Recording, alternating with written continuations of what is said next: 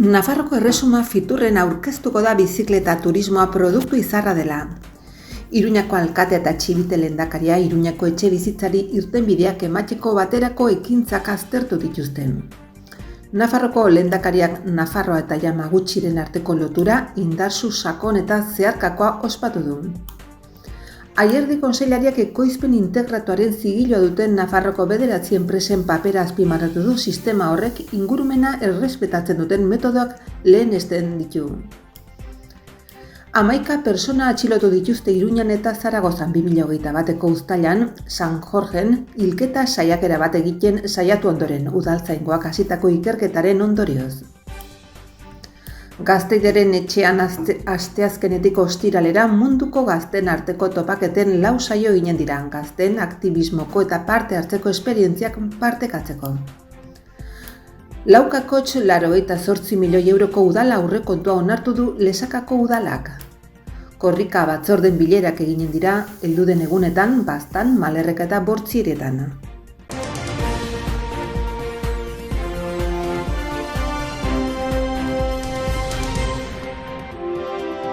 Rebeka Esnaula Kultur, Kirol eta Turismoko kontseilaria aurkeztu du Nafarroako urtarrilaren 24tik 28ra Madrilen egingo den Fitur 2024 nazioarteko turismo azokara eramango duen proposamena. Nafarroko ordezkaritza beste turismo bat lelopean aurkeztuko da azokan, iraunkortasunaren, ekologiaren eta inklusibitatearen aldeko apustu irmoa aipatuz. Nafarroak turismo aktiboa eta naturala proposatuko du Fiturren, Doneiakue bidearen erreferentzia kultur turismoan eta zikloturismoko eskaintza produktu izartzat hartuta. Kalitatezko proposamen bat neurrira diseinatua, gastronomiarekin eta enoturismoarekin osatzen dena. Alderdi horietan lurreko produktuak protagonismoa hartzen dute. Bertaldean Arribas turismoko zuzendari nagusiak nabarmendu du 500 metro karratuko stan Nafarra materialetan argiztapenean eta ekipamentuan irisgarritasun eta ingurumen jasangarritasun irizpidei jarraituz diseinatu dela. Eta Nafarroak helmuga gisa zabaldu nahi dituen mezu turistikoak jasotzen dituela. Gune irekia da, adierazi du Ribasek. Nafarroko eragile publiko eta pribatuek topaketa profesional eta komerzialak izan ditzaten eta proiektu berriak merkatura eta hedabideetara aurkezteko esparru egokia izan dezan. Nafarroko erakustokiak formatu grafiko handiak ditu, zikloturismoa, Doneiakue bidea, Nafarroko natura eta kulturak ezagutzeko aukera ematen dutenak. Belagoako La Kartxela, Iruñako Gazteluko plaza edo Pobre de Min, Bardea Leireko monasterioa, Urederraren iturburua eta Nafarroko hainbat produktu gastronomikoaren irudiak biltzen ditu. Teknologiari dagokionez ikusentzunezko errealizazioko ekipo bat eta streaming bidezko emisioko beste bat egongo dira. Gainera estan funtzional bada, publikoarentzat eta sektore profesionalentzat gune bereixiak ezartzen dituena eta azken horiek elkar eraginean jardun dezaketena, lan bileretako gune bat, Nafarroko produktuen networking eta dastatzerako beste bat eta azoka hontan aurkeztuko diren turismo produktuen erakusketa gunea. Estanda diseinatu montatu eta desmontatzeko lanak Eventos Zunzarren enpresari esleitu zaizkio 186.400 euroan bezik gabe. Txibite Nafarroko lehendakariak eta Joseba Siron, Iruñeko alkateak bilera egin dute. Nafarroko hiriburuan etxe bizitza berriak sustatzeko ekintza bateratuak aztertu dituzte. Bertzea bertze, udal berriak bultzatzen duen etxe bizitza sozialerako plana. Era berean bat etorri dira, hirian bizikidetza hobea bultzatzeko premian, haren izaera askotarikoa gehiago errespetatzen duena. Belosoko Etxabakoitzeko eta Arrosadiako Nafarroko Unibertsitate Publikoaren kampuseko udalaz gaindiko eragina duten sektore planen bilakaera ere aztertu dute.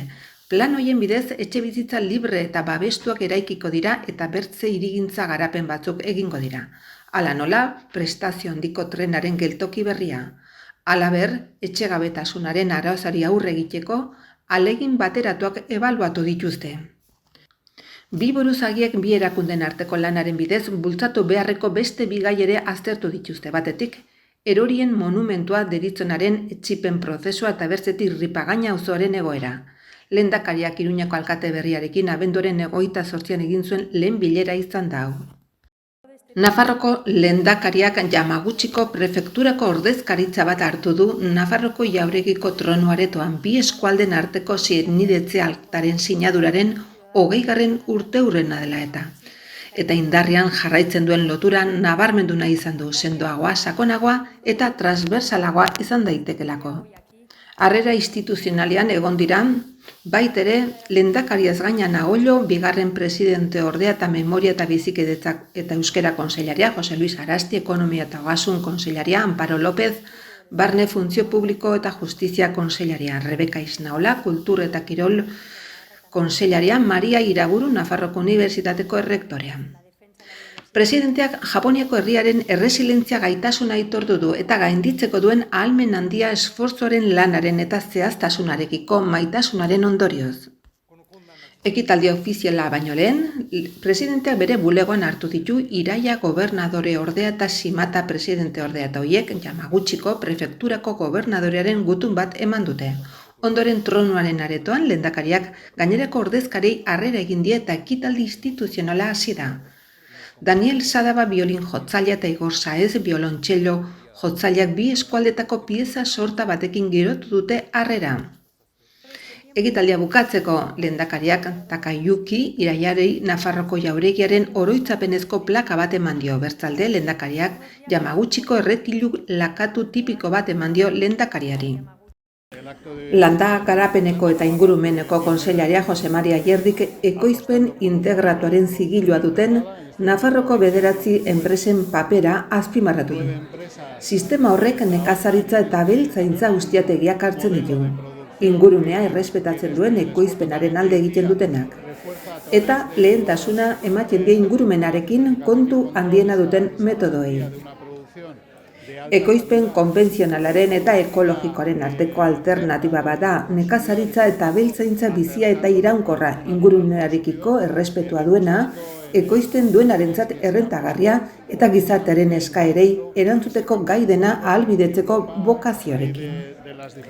Nafarroko ekoizpen integratuaren 20. urteurrena ospatzeko ekitaldi batean lanbide heziketako burlata zentro integratuan egon dira. Bertan, sistema horri atxikitako enpresetako ordezkariek eta Intia Reino Gurmeteko zuzendari kudeatzaile Natalia Bellostasek ere parte hartu dute. Bertzaldeeneko Madina Beitia ikastetxeko zuzendariak Reino Gurmet eta Ostalaritza eskolaren arteko lankidetza estua azpimarratu du. Ekitaldiaren bukaeran Ostalaritzako ikasle produktuen erakustaldi bat egin dute ekoizpen integratuaren zigiloarekin eta gaur egun kalitate markari atxikita dauden enpresek parte hartu dute erakustaldi horretan. Zehazki 9 enpresa honako hauek dira. Sat Lakturale, Sarriako Jaurerria, Abikola Abaigar, Larraz Landako Arrautzak, Melidako Udal talde Aragi hegaztien ekoizpen integratuan. Kiko Oiaskoak, El Alcaraban, Kultibo de Navarra eta Lakubegi. Iruñako udaltzaingoak 11 pertsona atxilotu ditu 2021 uztailean Sanduzelai auzoan izandako hilketa saiakera baten ondorioz egindako polizia ikerketa baten arabera. Polizi Nazionala, Foruzaingoa eta Guardia Zibila elkar lanean aritu dira. Iruñeko udaltzaingoarekin atxiloketak eta etxez etxeko miaketak eragin dituzten gertakariak argitzeko, bai Iruñan, bai Zaragozan, banda latinoetako kiden parte hartzearekin. 11 pertsona horiek atxilotzea eragin dute gertakariak 2021ko uztailaren 23koak dira. Sanduzelai kalearen eta Alfonso doktorearen kalearen arteko elkargunean, Sanduzelai auzoan eraso bat gertatu da. Hainbat pertsonak egin dute erasoa, 4 pertsona ere bai, lekuko batzuen arabera, eta aiotzak erabili dituzte. Ikerketaren arabera, Dominikar jatorriko 2 pertsona hiltzeko asmoz. Hoietako batek lesio larriak izan zituen. Erasotzailek telefonoz deitu zieten erasotuei, auzoko beste kale batean astebete lehenago izandako gertakari bati buruz hitz egiteko. Gertakaria zaurituaren eta bere lagunaren eta ustezko erasotzailetako baten aitaren arteko borroka izan zen. Erasotzailek hilketa saiakeran ezagutu zuten, aita eta semea hurrengo egunetan atxilotu zituzten erasoan parte hartu zutelakoan. Gazteen aktivismoko eta partaidetzako esperientziak partekatzea da munduko gazteen arteko topaketen helburua. Topaketa hori Nuevo Futuro elkartearen redes sociales proiektuaren barruan kokatzen da. Asteazkenetik ostiralera Gaztetiaren etxean 4 jarduera, 3 lantegi eta zineforum bat eginen dira. Bertan, proiektuko voluntario gaztek eta Mexikotik eta El Salvadorretik etorritako 4 gazte izanen dira. Redes Sociales proiektuak 3 urte daramatza gaztek eta gazteendako eraikitako sareetako edukien ekoiztetxe bat sortuz. Gaztei gizarte gaiei buruzko hausnarketarako eta sensibilizaziorako guneak sortzen laguntzen. Batez ere honako hauek lantzen dituzte. Gaztek komunitate eremuetan parte hartzearen garrantzia, hegoaldeko globaleko herrialdekiko lotura eta begirada, eta kontzientzia eta ikuspegik kritiko handiago duten sare sozialen alde egiteko asmoa. Gaur asteazkena emakumeen egoera Mexikon eta genero indarkeria izanen dira aztergai. 5:00 hasiko da El Karakol elkarteko koordinatzaile exekutiboa eta emakumeen eskubideen defentsan eta genero indarkeriaren desagerrarazpena ditu eta aktivista den Alexia Morenoren eskutik. Hortzegunean saio bikoitza eginen da bihar. Jende orori irekitako parte hartzeko 2 lantegirekin, goizez 10:00 aintzinera gazten parte hartzeko eta lidergorako lantegi bat eginen da. Zinde elkarteko neskekin eta arratsaldez 5:00 podcastak sortzeko lantegi eginen da, hainbat gizarte gaiari buruz hitz egiteko. Topaketa ostiralean bukatuko da 6:00 Promising Woman filmaren emanaldiaren inguruko zineforumarekin. Ondoren, eginen den hitzaldian, Alexia Morenok ere parte hartuko du Mexikoko emakumeen eskubideen defendatzaile gisa. 2023ko abenduaren 28ko osoko bilkuran onartu ditu 2024ko udal aurrekontuak Lesakako udalak, EH Bilduren aldeko botoekin eta Geroa Bairen kontrakoarekin. Pasaden urtekoa baino 1,3 milioi euro handiagoa da eta Albistur karrikako urbanizazio lanak eta Alkaiagoko saneamenduren 2. fasea izanen dira inbertsiorik nabarmenenak. Guztira 4.884.331 euroko aurrekontua izanen du. Aipatzekoare argiteri publikoaren aldaketa 265.483 euroko aurrekontuarekin. Energia berriztagarriak eta efizientzia energetikoen alorrean. Azken 4 urtetan eginiko apustu estrategikoarekin segituz eta eguzki panelen 2 instalazio martxan jarri ondoren eta herriko argiteriaren zati baten aldaketa modu positiboan baloratu eta gero. Udal kiroldegian ere kafetegi bat egitea ere aurreikusi du udalak. Aurreikusitako gastua 157.007 eurokoa da. Aparte, aintzineko urtean hasitako proiektuei jarraikortasun emateko asmoz hainbat gunetan hobekuntzak burutzeko inbertsioak eginen ditu udalak. Hau da, londegia eraikinaren bideragarritasun azterlana eta proiektu egiteko 17.555 euro. Irain eskolako jostalekua berritzea 40.000 euro. Landaketak, sasitzea garbiketak eta biden konponketak 202.972 euro, abeltzaintzarako azpiegiturak eta auzobideak moldatzea 48.972 euro. 2 kasu hauetan Nafarroko gobernuaren diru laguntza aurreikusi da. Frontoiko sarrera eta aldagelak berritzea 40.000 euro. Herritarren arretarako egokiago egiteko herriko etxean ere hainbat inbertsio egin nahi ditu udalak 17.027 eurotan. Martxoaren 14an Irunen abiatuko da korrika eta 24an bukatuko da Baionan. Hori da, korrikaren etorrera antolatzeko korrika batzordeak martxan paratu dituzte eta datorren egunetan izanen dira lehen bilerak. Horrela, Bortziritako korrika batzordea urtarrilak 17an, asteazkenean arratsaldeko 6etan, bilduko da Berako Beralandetan. Malerrekako korrika batzordea berriz urtarrilako 24an, asteazkenean arratsaldeko 6:30 Donesteben mankomunitatearen egoitzan. Baztango korrika batzordea urtarrilaren 31an elkartuko da asteazkenean arratsaldeko 6etan Elizondoko Zuinki Euskaltegian.